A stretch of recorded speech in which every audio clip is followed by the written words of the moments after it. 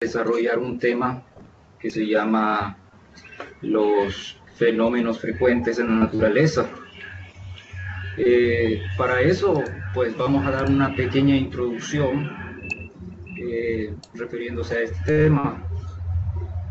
Nosotros, al hablar de fenómenos, vamos a entenderlo como el cambio que experimentan los diferentes tipos de materia en el medio en el que se encuentren. O sea, cada materia, cada elemento va a reaccionar de una forma diferente a los estímulos que tenga de su ambiente, y a esos cambios que esta materia, digamos, muestre, se le van a llamar los fenómenos que nosotros estamos estudiando en este momento. Así que vamos a comenzar tocando, digamos, cuatro términos importantes para poder comprender este tema de forma correcta. Estos términos se van a relacionar mucho en este tema, y nos conviene detenernos y analizar cada uno de ellos mediante lo vayamos mencionando. Tenemos que el primer elemento es una sustancia. Vamos a ver en qué consiste una sustancia. Una sustancia es todo material químico, en particular, digamos, que está compuesto de la misma clase de materia. También podemos considerar de que estas sustancias contienen el mismo tipo de partículas en toda su estructura, en toda su extensión, y puede ser un elemento o un compuesto. Vamos a detenernos más adelante en estos dos términos, de elemento y compuesto. Para saber si una sustancia es pura se requiere bastante experiencia, porque una sustancia pura será aquella que contenga solo elementos que se encuentran en su estructura molecular, porque si el caso fuera diferente, ya no fuera una sustancia pura, porque daría lugar a otras sustancias, pero eso más adelante lo vamos a tocar con más detenimiento. Entonces podemos decir de que, en resumen, una sustancia es un material químico compuesto de la misma clase de materia y de partículas, y que puede ser un elemento o un compuesto, ¿verdad?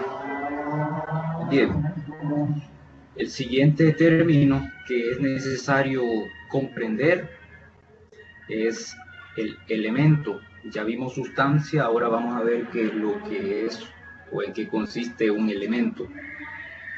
Tenemos que el elemento es toda sustancia que está formada solamente por un solo tipo de átomos. Es decir, un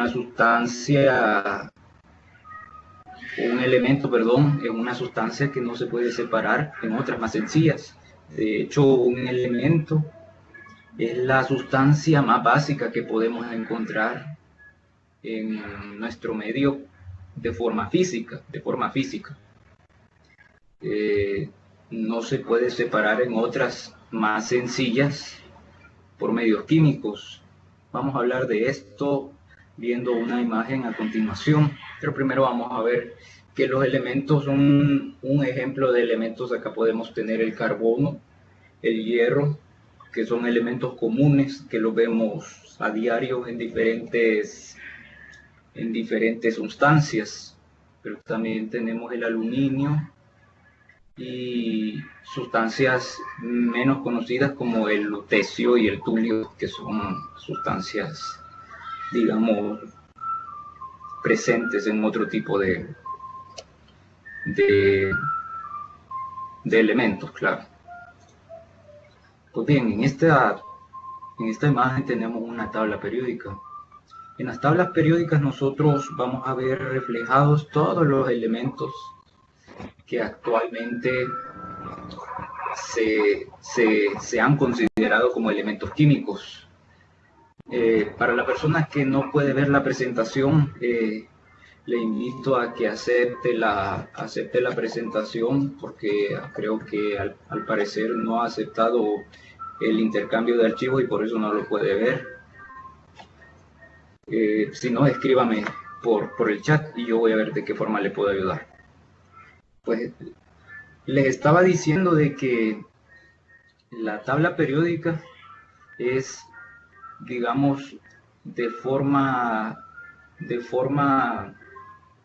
formal el implemento científico que se acepta para considerar y catalogar todos los elementos que existen y actualmente reconocidos.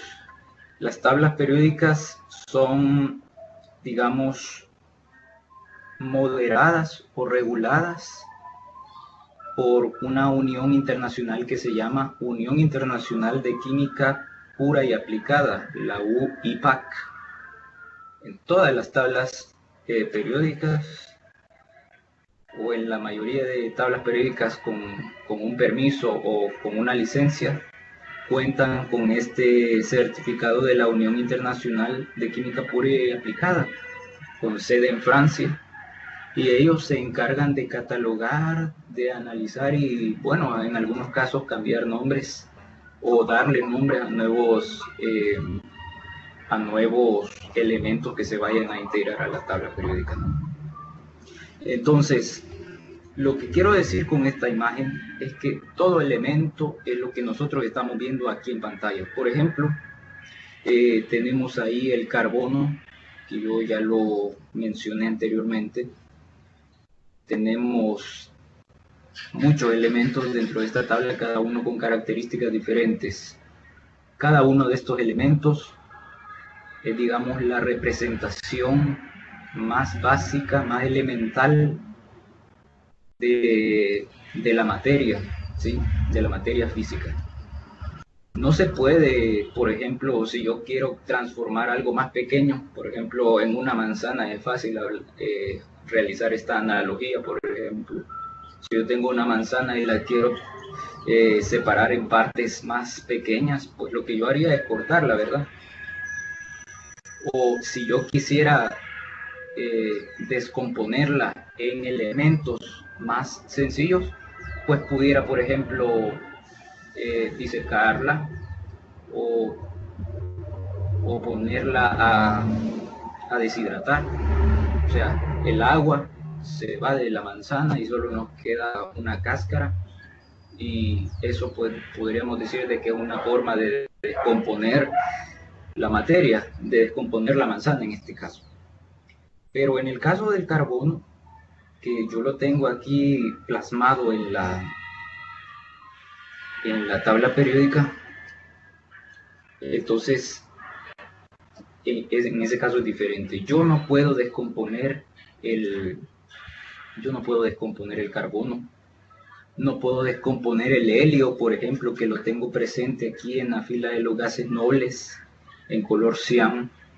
El helio es un gas que, aunque es un elemento, es una materia elemental, yo lo puedo encontrar y lo puedo, de alguna forma lo puedo percibir. Si le pongo helio a un globo, pues el helio va a hacer que, por acción de que es más ligero que el aire, va a elevar el globo. Entonces, pero yo no puedo descomponer el helio, por ejemplo, y sacar un elemento mucho más sencillo que el helio. Ya no se puede. Entonces, bajo esta circunstancia que estamos diciendo de que no se puede un elemento transformar en una materia más simple, es que estamos presentando esta tabla. Esta tabla es la representación gráfica de todos los elementos que nosotros podemos encontrar en la naturaleza, que son los elementos más básicos que existen. No se puede obtener una materia más sencilla que esos que ya tenemos ahí plasmados. Bien, quería explicar eso para más o menos tener un poco claro la idea de un elemento. Tengo a alguien que me está mencionando de que la imagen no se puede ver. Nosotros actualmente estamos discutiendo la imagen de la tabla periódica de los elementos, pero si Si ya solucionó el problema, me gustaría de que por favor me lo comente por ahí para estar, para considerar de que todos estamos yendo por el mismo camino. Pues bien, ya hemos hablado de elementos, ya hemos hablado de sustancias. Vamos a hablar ahora de lo que resulta ser un compuesto.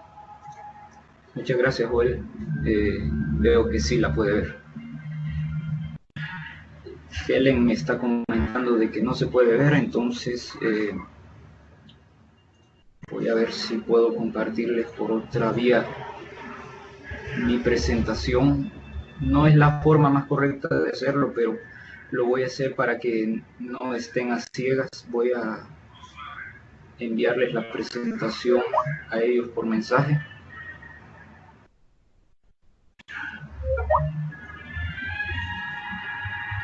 Les voy a enviar la presentación por el chat.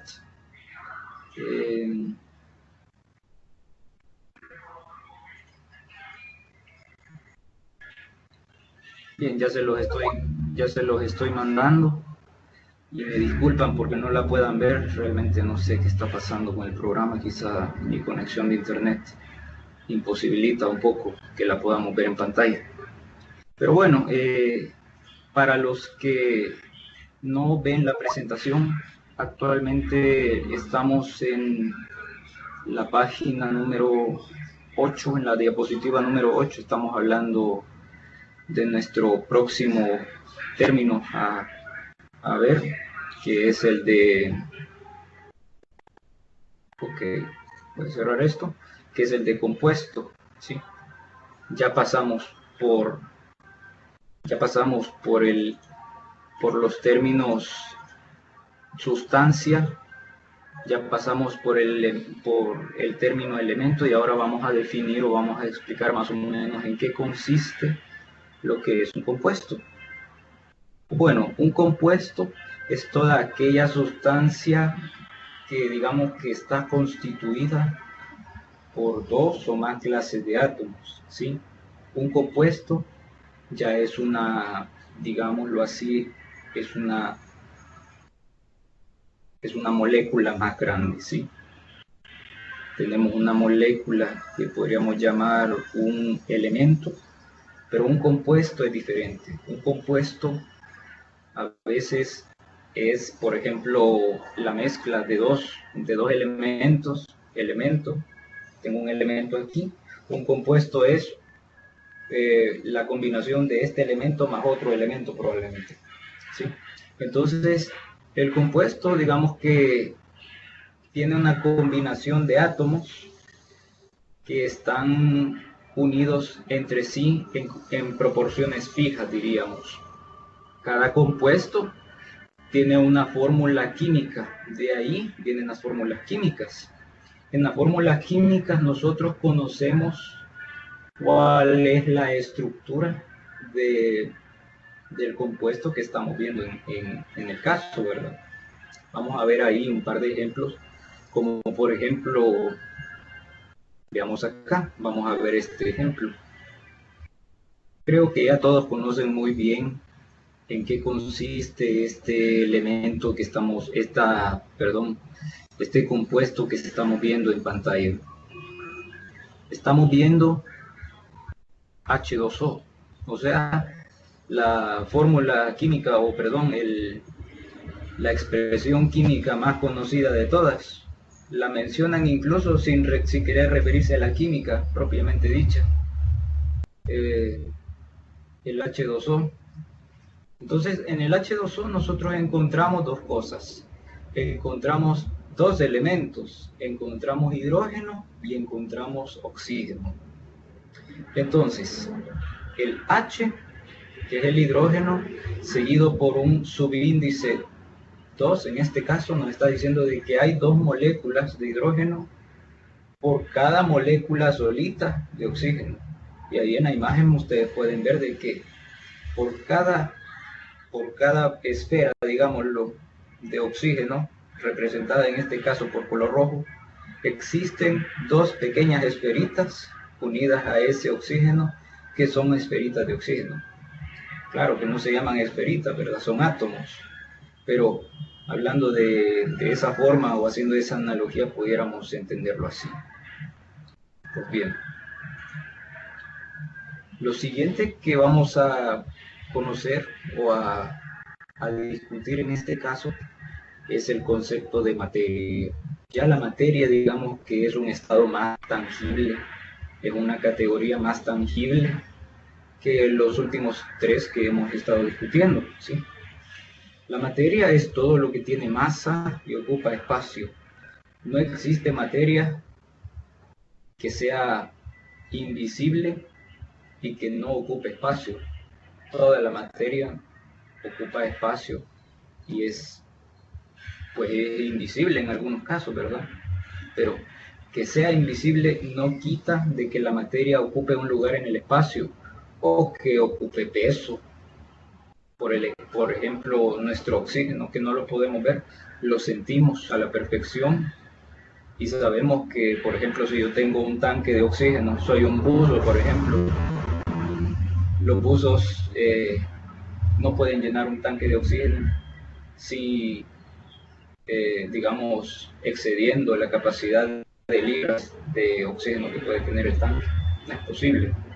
Entonces eso nos quiere indicar de una forma muy simple de que la materia, por más sencilla, por más invisible, de que ni siquiera la podamos percibir por el sentido de la vista o del olfato en algún caso, pero sí está presente, siempre está presente. Entonces, también hay que comprender que cuando más masivo, más masa, mientras más masivo o mientras más masa tenga un objeto, pues se va a necesitar más fuerza para ponerlo en movimiento. No es lo mismo que yo tenga una caja hecha de poliestireno, lo que nosotros llamamos Durapax aquí en El Salvador. No es lo mismo que yo tenga una caja de Durapax, que tenga un cubo de acero, completamente de acero. No va a ser lo mismo mover esos dos elementos, aunque probablemente las dimensiones de la caja de Durapax en algún caso quizás sean más grandes que las del cubo de acero, ¿verdad? Pero eso no quiere decir de que mientras más masa tiene un objeto, más, digamos, más fuerza se va a requerir para poder ponerlo en movimiento. Otra cosa que tenemos que analizar es que la materia, como ya dijimos, es todo lo que ocupa espacio. La materia tiene una propiedad fundamental llamada masa, que es lo que acabamos de decir, que es la concentración de materia que existe en un punto del espacio. Mientras menos concentración de materia, quiere decir que el objeto del que estamos hablando va a ser un objeto, en este caso, con menos peso, por ejemplo. Y en el tercer punto, aquí en la diapositiva 10, para los que están teniendo problemas con la presentación, en el cuarto punto, perdón, se dice de que la masa se describe con una propiedad relacionada con ella, que es el peso. O sea, no es lo mismo peso que masa. El peso nos está diciendo, de alguna forma, nos está dando una medida relacionada con la fuerza de gravedad y sobre la masa del objeto del que estamos midiendo el peso, por ejemplo. Entonces, digamos de que esas serían los cuatro términos básicos que tendríamos que entender en este caso.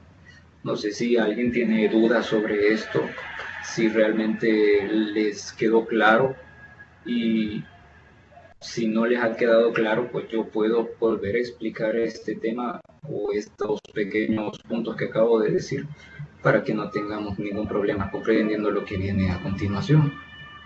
Si alguien no lo entendió, por favor lo escribe ahí en los comentarios y yo pues me voy a detener en el caso de que veas por ahí alguna observación. Vamos a continuar. Ahora, ya que conocimos en qué consiste la materia, que fue nuestro último término, el que acabamos de discutir, es necesario discutir cuáles son los tipos de materia que nosotros podemos encontrar allá afuera, ¿sí? Tenemos la materia orgánica, tenemos la materia inorgánica y también existe la materia viva. Muchos a veces confunden la materia orgánica con la materia viva. El hecho de decir de que algo es orgánico, a veces algunos lo confunden diciendo de que quizás está vivo. Pero vamos a definir eso más adelante. Vamos a explicar primero qué es una materia inorgánica.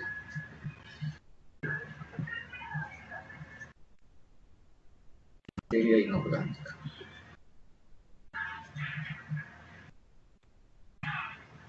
La materia orgánica, perdón. La materia orgánica es, en primer lugar, vamos a definir que la materia orgánica es toda aquella materia cuyas moléculas se derivan del carbono, ¿sí? No hay materia orgánica que no tenga al menos una molécula de carbono en su estructura. Siempre el carbono va a ser la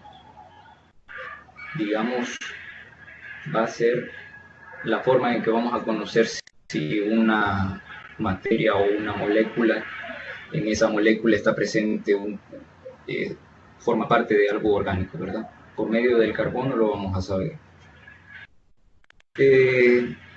Hay que decir de que la materia orgánica, tomen apunte de esto, tomen apunte, se lo digo, se los pido por favor. La materia orgánica es estudiada por la química orgánica. Existen diferentes divisiones de la química. Vamos a hablar de algunas de ellas en este transcurso. Pero en este caso la división de la química orgánica se refiere a toda la materia, a todos esos elementos en los cuales el carbono está presente en la estructura de algún elemento. Bien, entonces acá tenemos un ejemplo, la glucosa. Tenemos aquí la estructura de la glucosa. Tenemos 6 átomos de carbono, H12, 12 átomos de hidrógeno, O6. Y pues O significa oxígeno, 6 átomos de oxígeno. Pero acá dice de que por tener C6 nos está diciendo de que esta molécula de glucosa tiene 6 elementos, tiene 6 átomos de carbono, ¿sí? Desde ahí podemos decir de que es una materia orgánica la que tenemos aquí presente, por el carbono, ¿sí? Acá dice de que el carbono puede combinarse a sí mismo muchas veces y dar lugar a moléculas muy grandes y complejas. Sí, es cierto.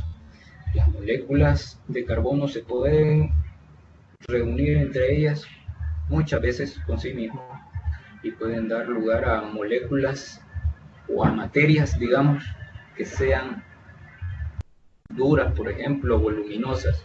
Un ejemplo de esto que se me viene a la mente es, por ejemplo, el diamante. ¿Qué compone al diamante? El diamante está compuesto de carbono, ¿sí? Y lo que hace especial al diamante es su estructura. Las moléculas, los átomos de carbono están dispuestos de una forma que parece pirámide. Eso significa de que están muy cerca entre ellos todos los átomos. Mientras menos espacio haya entre ellos, significa de que la unión es muy robusta. Y por eso es que podemos ver de que el diamante es una de las piedras o uno de los elementos, de las materias más duras que existen, ¿sí? Por esa relación de átomos de carbono y la configuración de sus moléculas, de sus átomos. Ahora vamos a pasar a la siguiente idea, que es la de la materia inorgánica. La materia inorgánica es aquella que está formada por moléculas más simples, ¿sí? A veces el carbono como lo dijimos en el caso anterior de la materia orgánica, el carbono vuelve a las moléculas un poco complejas, ¿sí? Por el hecho de que se puede agrupar entre sí mismo y hacer estructuras más complejas. Pero en la materia inorgánica no es este el caso. En la materia inorgánica, pues las moléculas ya tienden a tener una estructura más sencilla, ¿sí? Otra característica que pudiéramos guardar para nosotros mismos es que la materia inorgánica no se deriva del carbono. La materia orgánica sí se deriva del carbono, la inorgánica no se deriva del carbono, ¿sí? Pues bien, entonces la materia inorgánica, el objeto de estudio, es objeto de estudio, mejor dicho, de una rama de la química llamada química inorgánica, ¿sí? La química inorgánica es esa rama de la química que estudia todos los componentes o todos los compuestos que no se derivan del carbono. Anótenlo, por favor, porque esa es una idea muy importante y puede que haya una pregunta más adelante sobre eso. La materia inorgánica es estudiada por la química inorgánica, que no se relaciona con el carbono. Bien, tenemos acá un par de ejemplos sobre la materia inorgánica. Tenemos cloruro de sodio, ¿sí? ¿Qué es el cloruro de sodio? La sal, ¿sí? Entonces, tenemos que el cloruro de sodio es NaCl.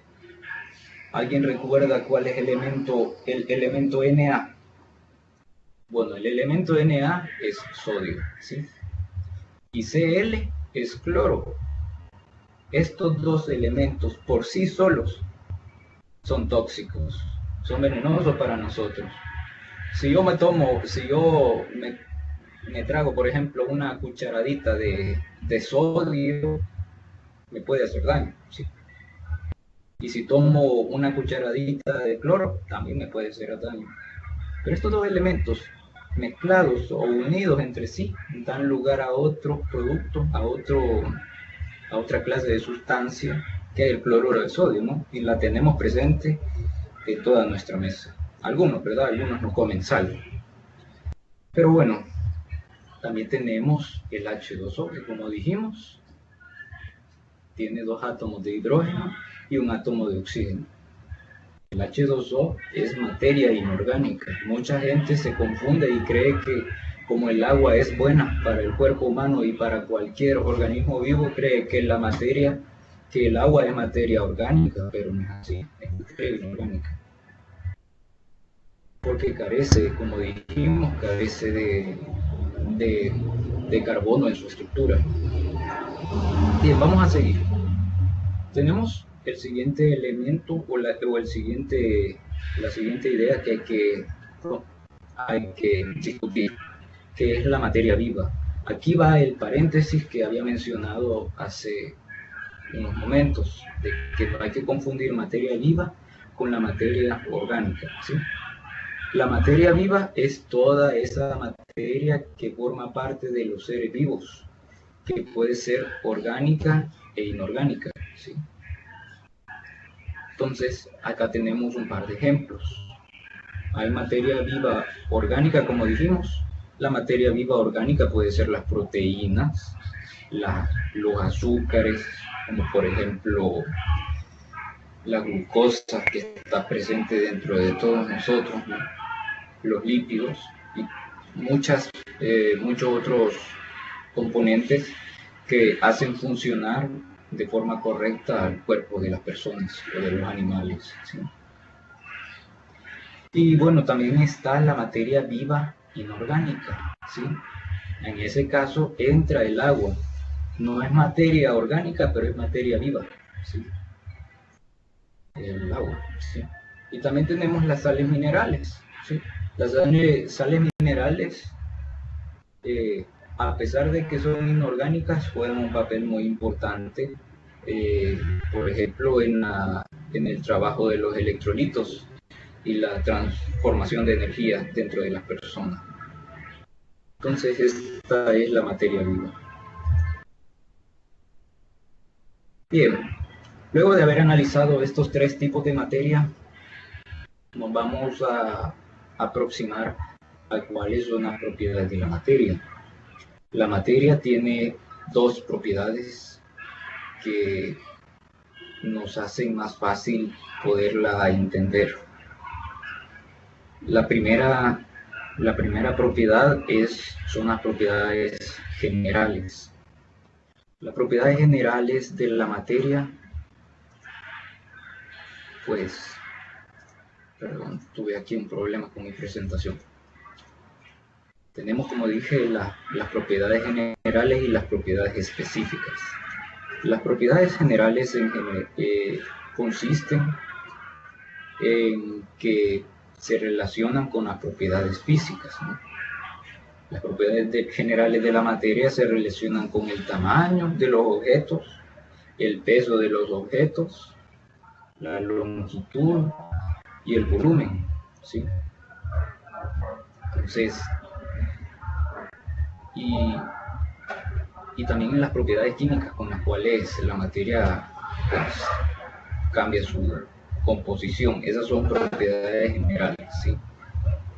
O sea que en síntesis podemos decir de que las propiedades generales de la materia son la masa, el volumen, el peso, la impenetrabilidad, que de forma más simple le llamamos la dureza, ¿no? Es aquella resistencia que un material opone a ser penetrado. Eso es la dureza, ¿sí? La movilidad, la elasticidad, la capacidad que tiene un objeto de ser estirado y que regrese a su estado original. Eso es elasticidad. Si no regresa a su estado original, pues no tiene elasticidad o tiene poca elasticidad. En la medida en que este objeto regrese a su estado original al ser estirado, pues es más elástico, ¿sí?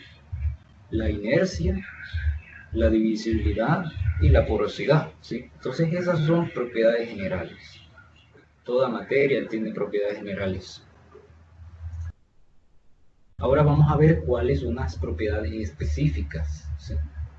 Las propiedades específicas se oponen a las características generales que acabamos de mencionar: peso, dureza, elasticidad, etc. Y estas propiedades específicas se hallan presentes solo en algunos cuerpos y por eso caracterizan a las sustancias en las que están presentes. De esa forma, digamos que es más fácil diferenciar una materia de otra. Estas propiedades específicas no tienen ninguna relación con la cantidad de materia que tenemos, ¿sí? Entonces aquí es donde a veces la gente tiende a confundirse, pero vamos a explicarlo de una forma un poco ilustrada más adelante. Tal como ocurre con la masa, por ejemplo, en la masa sí importa cuál es la cantidad de materia que yo tengo para saber si hay más masa o no, ¿sí? Pero en el caso de las propiedades específicas, eso no tiene nada que ver, la cantidad de materia que hay en un compuesto, en un objeto, para saber de qué forma va a actuar. Acá tenemos algunos ejemplos de propiedades específicas, ¿sí? Algunas propiedades específicas son la dureza, ¿sí? Y pues, probablemente la pudiéramos haber metido en propiedades generales también. En este caso, la dureza, ya dijimos que es la resistencia de un material a ser rayado o a ser perforado, digamos. El diamante es el material más duro que se conoce. La dureza se mide usando una escala denominada escala de Mohs. Mientras más Mohs tenga un material, pues significa de que va a ser más duro o va a ser más resistente a perforaciones o a cualquier tipo de daño estructural. Luego tenemos una segunda propiedad específica, que es la densidad. La densidad es la relación que existe entre la masa que tiene el cuerpo, ¿sí? Yo tengo un cuerpo, por ejemplo, formado de carbón o de madera, por ejemplo. Mientras más masa tenga, va a ser más denso, ¿sí? Y también depende del volumen también. Mientras más volumen, más espacio, y mientras más masa, más concentración de materia, ¿sí? Entonces, podemos entender estos dos elementos como dureza y densidad, cantidad de materia que se concentra dentro de un cuerpo. Luego tenemos la conductividad eléctrica, ¿sí? No todos los elementos, no todos los compuestos o no todos los objetos, no toda la materia tiene la misma conductividad eléctrica. Existen metales, por ejemplo, hablando de metales, porque los metales son los mejores conductores que hay. Bueno, la mayoría, los metales, muchos metales tienen conductividades muy altas, como por ejemplo el cobre, que es un metal muy conductor de la electricidad, al igual que el oro. Por eso es que vemos que, por ejemplo, en los circuitos electrónicos ponen mucho cobre. Por ejemplo, en todavía ocupamos la tecnología de los cables con cobre adentro, ¿sí? El cobre es un metal por el cual la electricidad viaja con muy poca resistencia. También encontramos dispositivos que están hechos con alguna parte de oro, ¿sí? Como por ejemplo los procesadores de las computadoras tienen sus contactos hechos de oro, porque el oro es un muy buen conductor de la electricidad, todavía mucho más conductor que el cobre. Por eso es que a veces resultan caros todos estos elementos que contienen oro, no porque sean buenos conductores, sino por el material con el que están hechos, ¿sí? Bien, luego tenemos, después de la conductividad eléctrica, tenemos la solubilidad. La solubilidad, digamos que es esa propiedad en la que nosotros podemos disolver una sustancia dentro de otra. Y cuando hablamos de solubilidad, pues a mí se me viene a la mente el ejemplo más simple de todos, donde tenemos que echar azúcar en el agua, ¿verdad? O sal en el agua. Una sustancia bastante soluble va a ser aquella que se disuelve con mucha facilidad en el agua o en el líquido, por ejemplo, en el que se desee disolver. Bien, luego tenemos el brillo. Podemos decir de que el brillo es una propiedad específica que está muy clara. No es lo mismo tener un plástico, no es lo mismo tener un elemento hecho de madera que tener un elemento a base de algún metal. El metal siempre emite un brillo característico, ¿sí? Entonces es muy fácil distinguir cuando es un metal o cuando es otro elemento que no es un metal. Por eso es que decimos que las propiedades específicas son útiles para distinguir si un elemento es o no es. De alguna forma lo estoy diciendo así. Si un elemento es metal o no es metálico, yo tendría que distinguir de que si veo un brillo en su superficie, estoy hablando de un metal. En la mayoría de los casos, porque a veces el brillo en los metales no se hace presente por diferentes factores, ¿verdad? Como por ejemplo la corrosión. Bien, luego tenemos la maleabilidad. La maleabilidad es toda aquella propiedad que permite que las sustancias se puedan, digamos, hacer pequeñas laminitas eh, o, o en pequeños fragmentos sin perder esa característica. Por ejemplo, y ahí tenemos un ejemplo del aluminio. Con el aluminio se pueden fabricar muchos elementos, pero para sacar el aluminio no venden el aluminio en trozos de aluminio, sino que lo venden en pequeñas hojas, en pequeños rollos, para de ahí sacar o diseñar el producto que se necesita. La ductilidad es aquella propiedad donde ciertos materiales pueden ser extendidos en forma de hilos, ¿sí? Entonces podemos decirte que el oro y la plata son muy usados en joyería porque presentan esas características de que pueden ser transformados en hilos. Tenemos también la tenacidad, que es la resistencia de un objeto a romperse o deformarse por efecto de alguna fuerza. El acero, por ejemplo, es muy tenaz, tiene mucha tenacidad en su estructura molecular, mientras que el vidrio, por ejemplo, es un material muy poco tenaz. Si yo golpeo un vidrio, no hay opción y el vidrio se va a romper. Entonces, digamos que la tenacidad está muy relacionada con la capacidad de formarse de un objeto, ¿sí? Mientras un objeto tenga esa capacidad de deformarse sin romperse, está siendo un elemento tenaz. Luego tenemos punto de fusión y punto de ebullición, que de alguna forma están relacionados. El punto de fusión es la temperatura en que una sustancia sólida se funde pasando a estado líquido. Por ejemplo, el punto de fusión del oro. El oro ya sabemos que naturalmente se encuentra en estado sólido. El oro encuentra su punto de fusión a los 1624 grados centígrados, más o menos, ¿sí? A los 1624 grados centígrados, el oro encuentra su punto de fusión y ya no es oro sólido. Se convirtió, a partir de los 1624, se convirtió en oro líquido. Ese es el punto de fusión, cuando un sólido pasa a su estado líquido, ¿sí?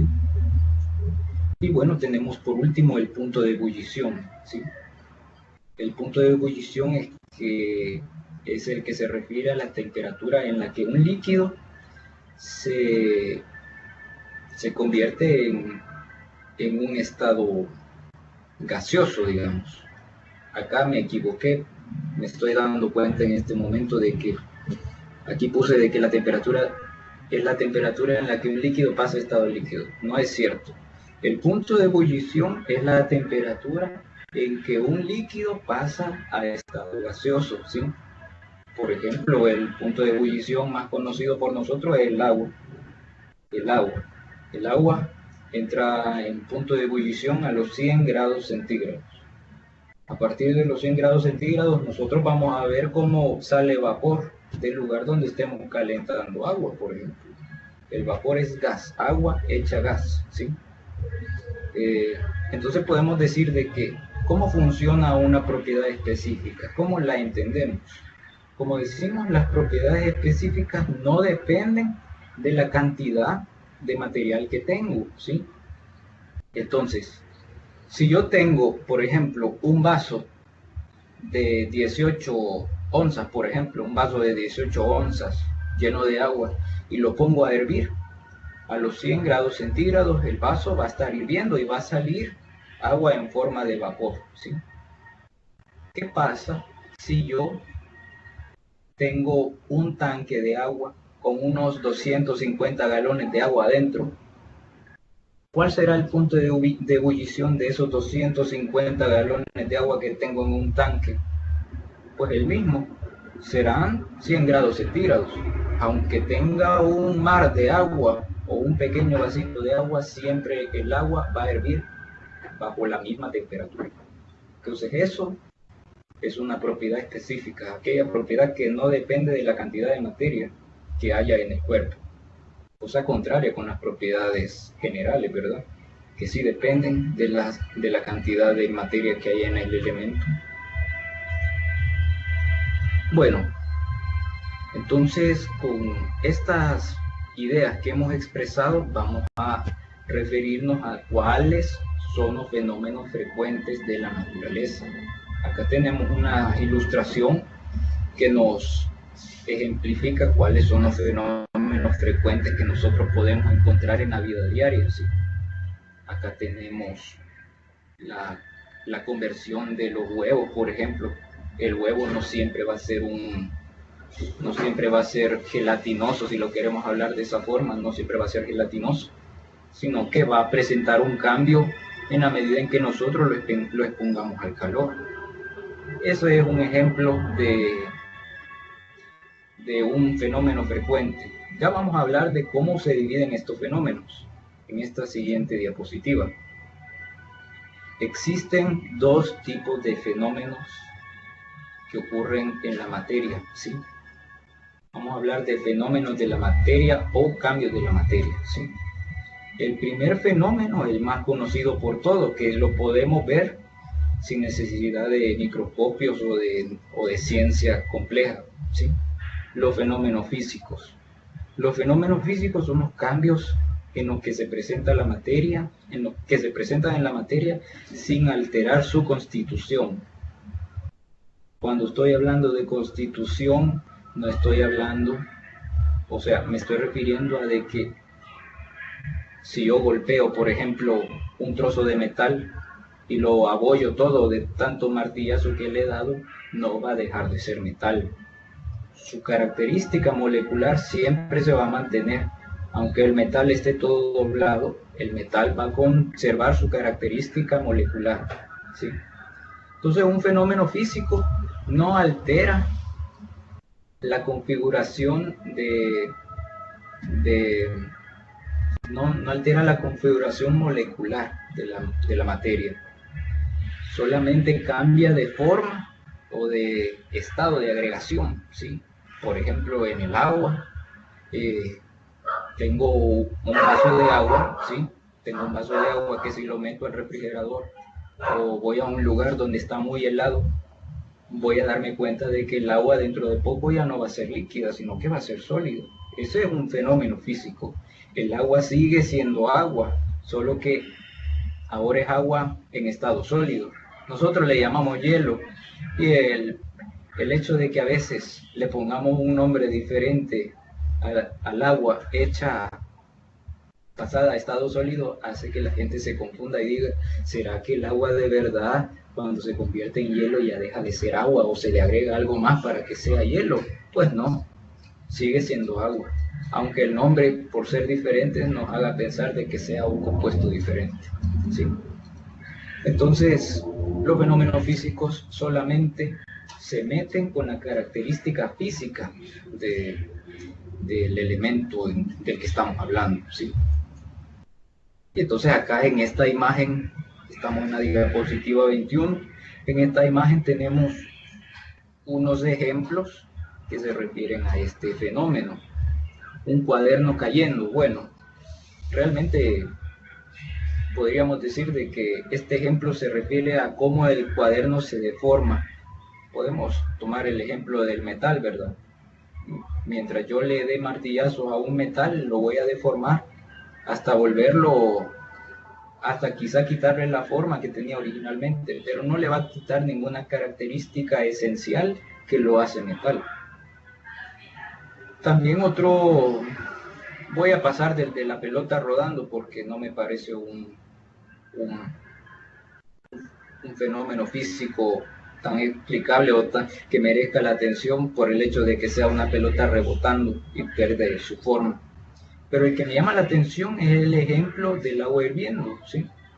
Agua en estado líquido que nosotros ponemos a temperatura de 100 grados centígrados aproximadamente, va a comenzar a hervir y en el transcurso de algunos minutos toda nuestra agua de nuestro recipiente probablemente se nos vaya a evaporar y ya no encontremos agua en el recipiente. ¿Y qué pasó con el agua? ¿Será que se habrá desaparecido? No, el agua se va a condensar, no sabemos en dónde se va a condensar, si se va a condensar en la atmósfera y va a caer en forma de lluvia cuando vuelva a entrar en una capa de aire frío que la enfríe y la vuelva gota de agua y caiga de nuevo a la tierra, probablemente. O puede ser de que en el techo todo el vapor quede en el techo y ahí se enfríe y vuelva y gotee y el techo quede húmedo, ¿sí? Esa es una analogía que podemos utilizar para comprender el fenómeno de la evaporación del agua, ¿sí? Vamos a pasar a los siguientes, que son los fenómenos químicos. Los fenómenos químicos también se les llama, pongan ojo a esto, Los fenómenos químicos también se les llaman reacciones químicas. No existe fenómeno químico sin una reacción química. Siempre va a haber una reacción química detrás de un fenómeno químico, ¿sí? Entonces, un fenómeno químico es todo aquel proceso termodinámico, podemos decir, porque en la mayoría de casos una reacción química libera calor o libera algún tipo de efervescencia. Entonces, termodinámicamente hablando, nos referimos a que hay un desprendimiento de calor, ¿sí? Bueno, en los fenómenos químicos entran en relación dos o más sustancias, siempre. Uno de ellos es el reactivo y el otro es el reactante, ¿sí? Entonces, en ellos sí va a haber una transformación a nivel de moléculas, siempre. En un fenómeno químico, claro, siempre va a haber una transformación de moléculas en la estructura molecular de los elementos, y eso significa de que de esta reacción química que yo hice aquí con estos dos elementos, yo voy a tener un producto aquí que es, digamos, fruto de la reacción entre estos dos. Entonces, eso que tengo acá, que resultó de la reacción de estos dos, a eso se le llama producto. Entonces, aquí en la diapositiva número 23 tenemos un par de ejemplos para explicar esto de forma correcta. Tenemos que una reacción química es la combustión de la madera, ¿sí? La madera, a la hora de quemarse, presenta una reacción química que libera humo, digamos. El humo es, digamos, producto de lo que anteriormente había madera y fuego, ¿sí? El humo entró en contacto, la madera entró en contacto con el fuego, aparece humo y también aparece calor, definitivamente, ¿sí? Producto de la reacción con el fuego. Y tenemos también la oxidación del hierro. En la oxidación del hierro, imaginémonos que en este caso que estamos viendo este clavo de hierro que está sumergido en un líquido, supongamos que este líquido es, por ejemplo, ácido sulfúrico, por ejemplo, o puede ser simplemente vinagre, ¿sí? Cualquiera de esos dos. Entonces, cuando nosotros podemos el hierro a oxidar en este líquido, vamos a observar de que al poco tiempo o a largo tiempo, dependiendo de la cantidad de material que utilicemos, vamos a ver de que se desprenden pequeños fragmentos color marrones, que son material de hierro oxidado en el que ha entrado el oxígeno, ¿sí? Entonces podemos ver esa relación entre dos elementos. Siempre en los fenómenos químicos va a haber una relación de dos elementos o más para dar lugar a otro elemento que antes no existía, que existe o que nace a partir de la intervención de estos dos elementos. Bueno, con esto damos por concluido, digamos, la intervención que yo quería hacer para explicar más o menos los fenómenos que ocurren en la naturaleza. Entonces podemos decir que los fenómenos que ocurren en la naturaleza y que nosotros podemos percibir son los fenómenos físicos y los químicos, ¿sí? Básicamente. Ahora yo quisiera hacer un par de preguntas a los presentes sobre el tema que hemos desarrollado. Vamos a hacer la primera pregunta y me gustaría de que los que puedan escriban su comentario y vamos a razonar las preguntas y las respuestas. La primera pregunta dice: ¿cómo es que se conocen las sustancias puras que están constituidas por dos o más tipos de sustancias combinadas en proporciones fijas? ¿Cómo se le llama a la sustancia pura que está constituida por dos o más tipos de sustancias en proporciones fijas? Habíamos hablado de eso en el principio de esta presentación. ¿Cuál consideran ustedes que sea la respuesta? ¿Puede ser materia inorgánica Puede ser materia viva, compuesto o elemento. ¿Cuál de estas puede ser la relacionada con esta afirmación que tenemos aquí?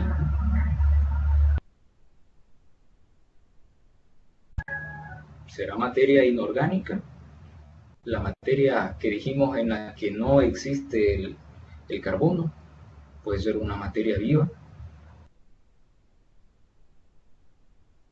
O los elementos o los compuestos. Bien, Javier Enríquez y Brian Sortos, lo felicito porque sí, los compuestos son esas sustancias que están compuestas de dos o más tipos de elementos o de materiales que dan lugar, por ejemplo, a una combinación entre ellos. No es lo mismo decir 3 átomos de hidrógeno que decir 2 átomos de hidrógeno y 1 de oxígeno. Eso convierte a un elemento en una sustancia, en este caso en el agua, ¿sí? Entonces esa es la respuesta, los compuestos. Vamos a la siguiente. ¿Cómo se le llama a todo lo que posee masa, inercia y que ocupa un lugar en el espacio? ¿Cómo se le llama a eso? Se le llama átomo, materia, elemento o molécula.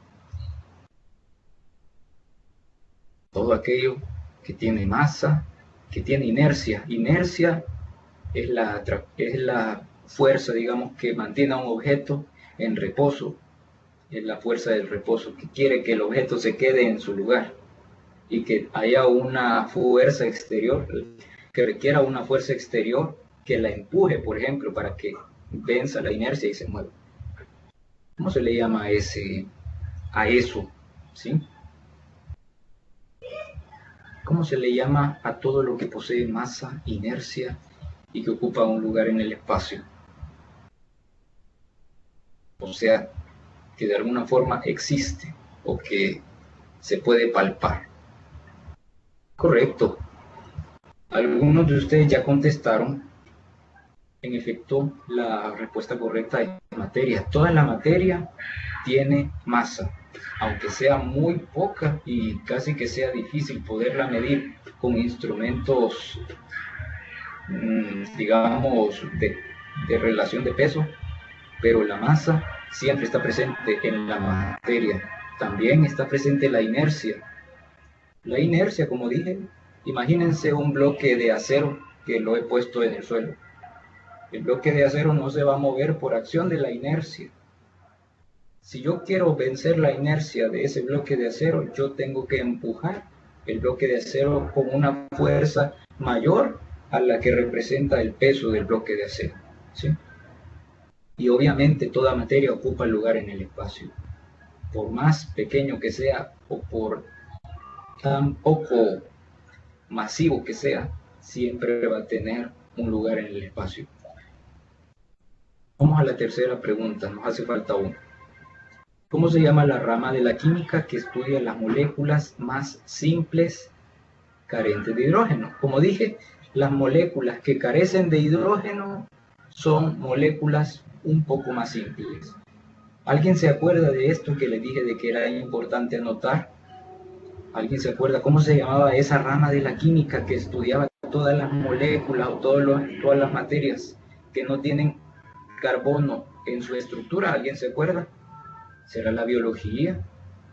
¿Será la química de los materiales? ¿Será la química orgánica? ¿O será la química cuántica? ¿Cuál de estas 4 opciones les parece a ustedes que es la correcta con esta pregunta? Biología, química de los materiales, química orgánica o química cuántica. ¿Cuál será la respuesta de esto? Acuérdense, no se relaciona con las moléculas de carbono. Leidin Sarai 15. Leidin creo que tiene la razón, definitivamente. Química orgánica. Como dijimos, todos los elementos que tienen carbono en su estructura se van a pasar a llamar elementos orgánicos. Entonces, en este caso, la química orgánica es la que estudia este tipo de elementos, ¿sí?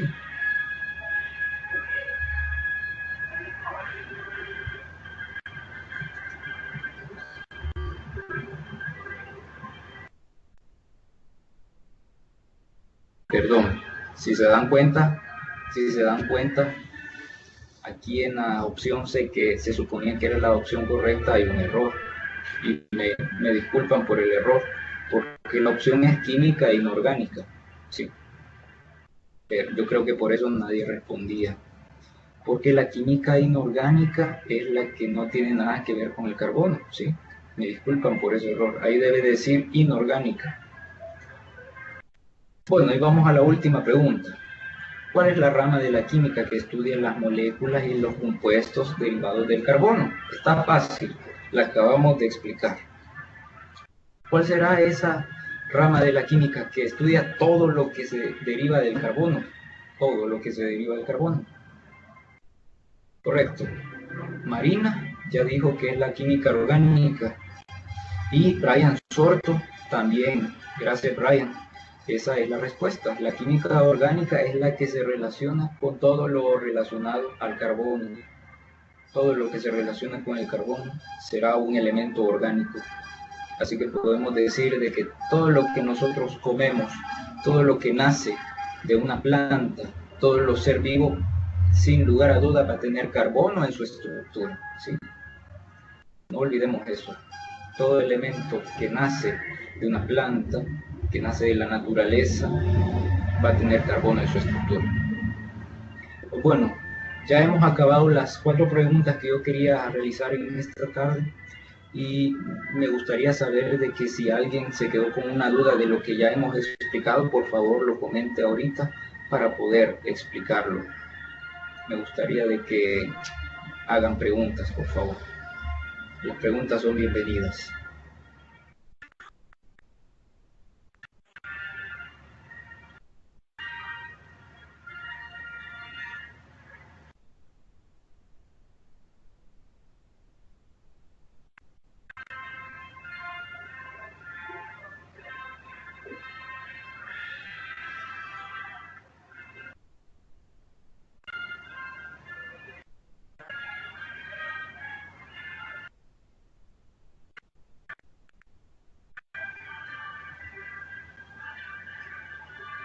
Bueno, si no hay preguntas, de alguna forma yo me gustaría de que sí las hicieran, pero si no hay preguntas, está bien, podemos dar por, digamos, por entendido lo que aquí se ha retomado. Les pediría de que si existen más de estas videoconferencias estén pendientes. Vamos a ver de qué forma podemos contar. Bueno, podemos concertar alguna nueva tutoría, y también les pediría de que estén pendientes del foro en Aula CN para que ahí estemos al tanto de los nuevos contenidos que haya que estudiar. Pues si no hay nada más que agregar, pues quedaríamos en estos términos, y les agradezco mucho por su asistencia a esta clase virtual, digamos. Les agradezco mucho su atención. Pasen buenas tardes.